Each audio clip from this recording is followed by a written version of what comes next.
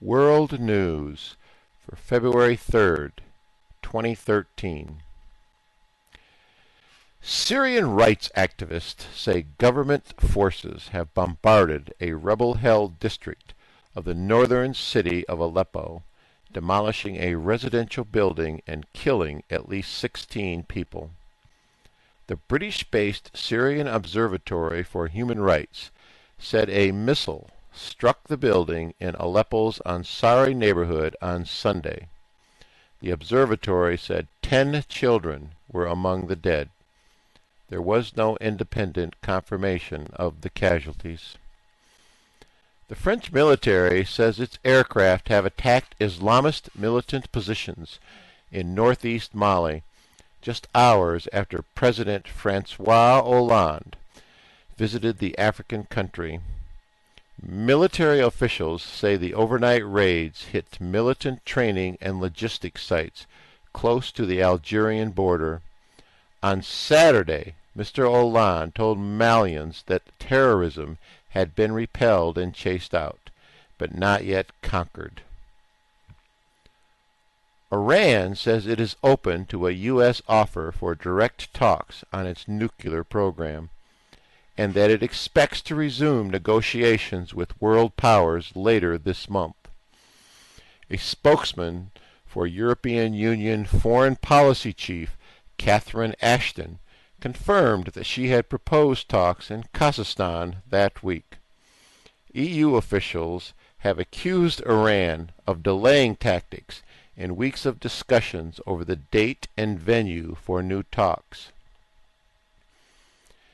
Israel is suggesting for the first time that it may have been responsible for an air raid last week in Syria.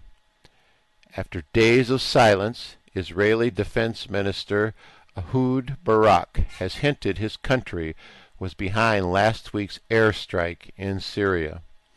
Damascus accused Israel of attacking a research facility last Wednesday, while foreign media reports said Israeli jets hit a convoy transferring Russian-made anti-aircraft missiles to the Islamic militant group Hezbollah in Lebanon.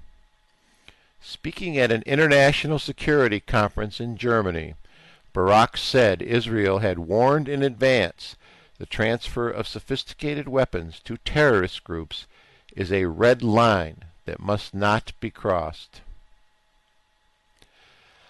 Outgoing U.S. Defense Secretary Leon Panetta says Islamist militants in North Africa are a regional threat that must not grow to become a global threat. Mr. Panetta says for years the United States has focused on combating al-Qaeda in nations like Afghanistan, Yemen, and Somalia.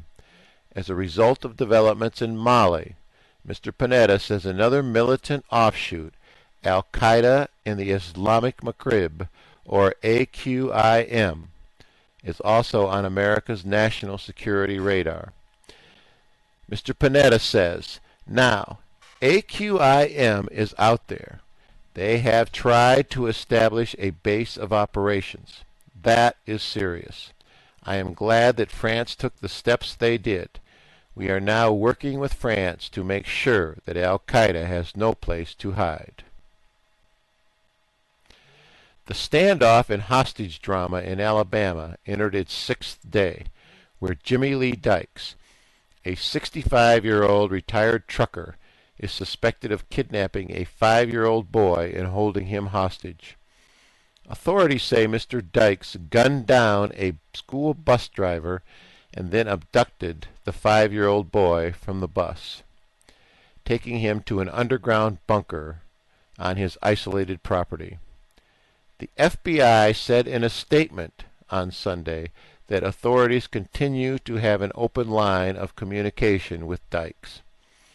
The little boy requested Cheez-Its and red Hot Wheel cars, and both were delivered to the bunker, FBI spokesman Jason Pack told the Associated Press. And finally, the Baltimore Ravens held on late Sunday to beat the San Francisco 49ers 34-29 in Super Bowl 47, the championship game of the United States National Football League. During the game, play came to a halt as half the lights abruptly went dark in the Superdome, a huge indoor arena in New Orleans. Play resumed after a 35-minute interruption. There was no immediate explanation for the partial blackout in the stadium. More than 100 million people in the United States and around the world watched the game on Sunday. The contest was a family affair. For the first time in the four major U.S. professional sports leagues, football, baseball, basketball, and hockey, brothers opposed each other as head coaches in a championship game.